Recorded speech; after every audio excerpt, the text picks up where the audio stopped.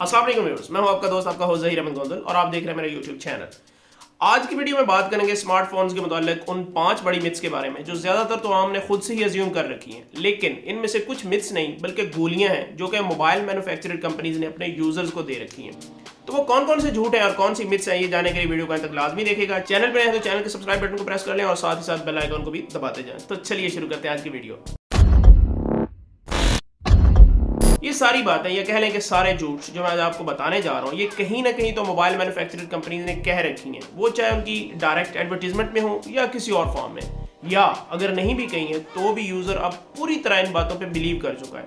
और अब जब भी कोई यूजर कोई नया फोन मार्केट में लेने जाता है तो वो ज्यादातर इन्हीं बातों की बेस पे डिसाइड कर रहा होता है कि मैंने कौन सा मोबाइल लेना है और कौन सा मोबाइल नहीं लेना।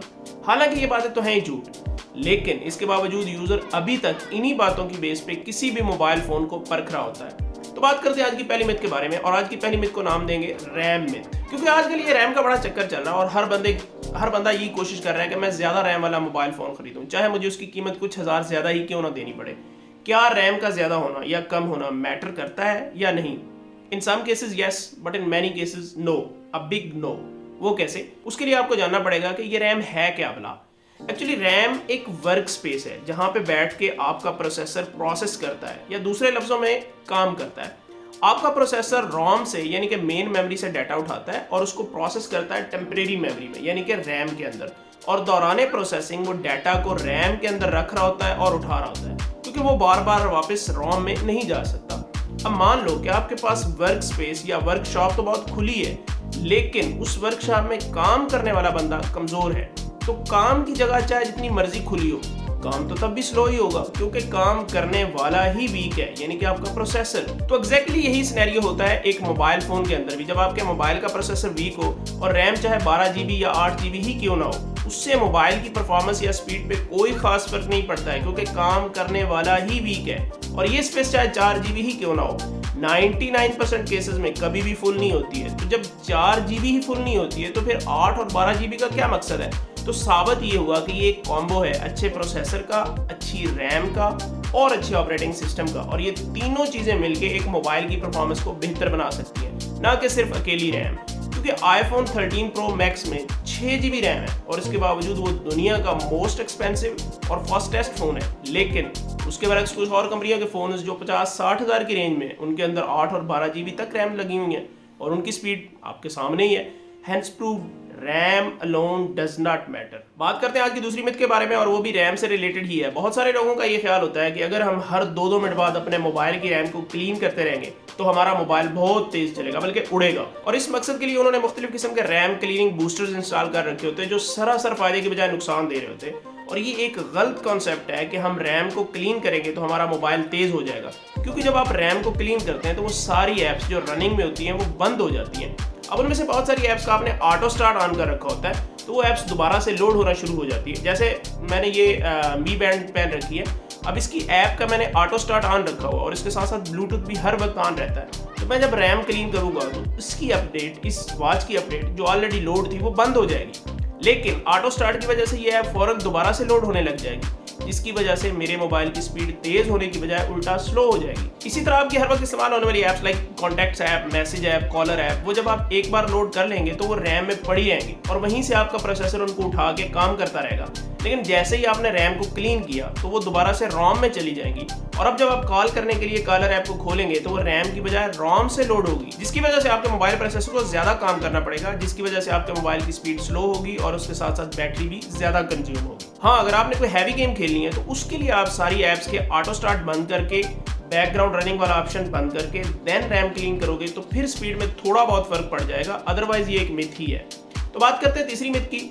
ये है जी मोबाइल एंटीवायरस के बारे में। बहुत सारे लोगों का ये मानना होता है कि मोबाइल में वायरस आने की वजह से हमारा डाटा ज़ाया हो सकता है, जिसकी वजह से उन्होंने मुख्तलिफ किस्म के एंटीवायरस इंस्टॉल कर रखे होते हैं, जो कि बिल्कुल गलत है। एंड्रॉयड या iCloud स्टोर से जब भी आप कोई ऐप डाउनलोड करते हैं तो उसमें कोई चांस नहीं होता कि उसकी वजह से कोई वायरस आपके मोबाइल में आ सके, क्योंकि उस ऐप को ऑलरेडी गूगल ने या iCloud ने स्कैन करके रखा होता है। और अगर इसमें कोई वायरस है भी तो जब गूगल उसको नहीं पकड़ सका तो आपका एंटीवायरस कैसे पकड़ेगा? लेकिन बहुत सारे ओवर स्मार्ट लोगों ने अजीबोगरीब किस्म के एंटीवायरस अपने मोबाइल में इंस्टॉल कर रखे होते हैं, जिनका नुकसान ये होता है कि वो एंटीवायरस ऑलरेडी स्कैन्ड और क्लीन डाटा को दोबारा चेक कर रहे होते हैं, बल्कि बार बार चेक कर रहे होते हैं, जिसकी वजह से आपके मोबाइल प्रोसेसर पे लोड पड़ता है और उसके नतीजे में अगेन आपके मोबाइल की स्पीड कम और बैटरी ज़्यादा इस्तेमाल हो रही होती है। आज का चौथा झूठ जो कि मोबाइल कंपनीज आपसे बोलती हैं वो है चार्जिंग स्पीड और चार्जिंग के वाट्स के हवाले से। क्योंकि आजकल एक ट्रेंड ही चल पड़ा है कि एक कंपनी ने 15 वाट का चार्जर निकाला तो दूसरी ने 30 का निकाल दिया और तीसरी ने सीधा 60 वाट पर पहुंच गई।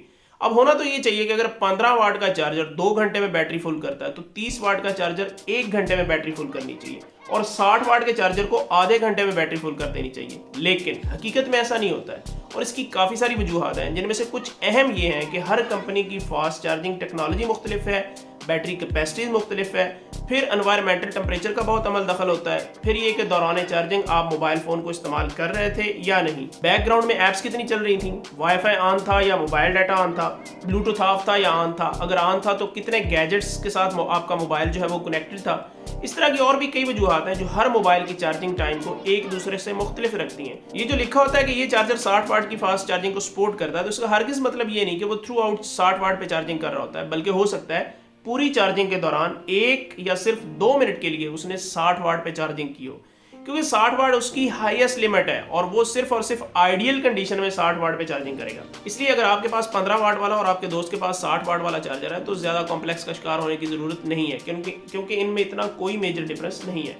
आज का पांचवा और आखिरी झूठ कह लो या मिथ, वो है मोबाइल फ़ोन के सिग्नल्स के मुतालिक। हमें से अक्सर बल्कि तकरीबन सारे लोग ये समझते हैं कि हमारे मोबाइल फ़ोन के टॉप लेफ्ट या राइट कॉर्नर में जो 4 या 5 बार्स होती हैं, अक्सर लोग इनको सिग्नल के डंडे भी कहते हैं, ये अगर फुल हो तो इसका मतलब होता है कि यहाँ नेटवर्क फुल है। लेकिन इसके बावजूद ना इंटरनेट अच्छा चल रहा होता है और बाज़ दफ़ा तो कॉल भी सही से नहीं होती है। तो फिर ये डंडे किस चीज़ को रिप्रेजेंट करते हैं? आपने कई दफ़ा एक्सपीरियंस किया होगा कि आपका ब्रॉडबैंड यानी कि पीटीसीएल का जो वाईफाई है वो आपके मोबाइल के साथ कनेक्टेड है और वाईफाई के सिग्नल भी फुल हैं, लेकिन इसके बावजूद कोई चीज़ नहीं चल रही होती।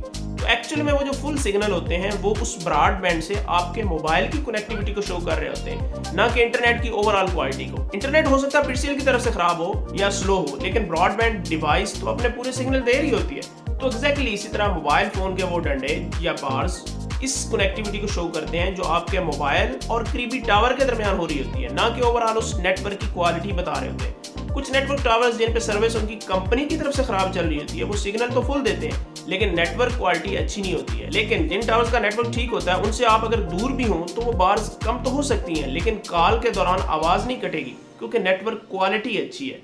तो इन शॉर्ट आप इन बार्स की बेस पे ये बिल्कुल डिसाइड नहीं कर सकते कि इस मोबाइल की नेटवर्क रिसीविंग कैपेसिटी अच्छी है या बुरी। और फिर ये भी कि हर कंपनी की सिग्नल रिप्रेजेंटेशन मुख्तलिफ होती है, क्योंकि कुछ कंपनियां हो सकता है 20% सिग्नल आने पे एक बार बढ़ाते हो और वहीं पे दूसरी कंपनी 25% सिग्नल आने पे एक बार बढ़ाती हो, क्योंकि कुछ कंपनीज उन सिग्नल बार्स के उसमें जो बार्स होती हैं वो 4 होती हैं, कुछ में मैक्सिमम 5 होती हैं। इसी के साथ ही आज की वीडियो को एंड करते हैं। उम्मीद करता हूँ आपको वीडियो पसंद आई होगी, तो जाते जाते वीडियो को लाइक कर दें, चैनल को सब्सक्राइब कर दें। मिलते हैं अगली वीडियो में, तब तक के लिए मुझे दीजिए इजाजत। अल्लाह हाफ़िज़।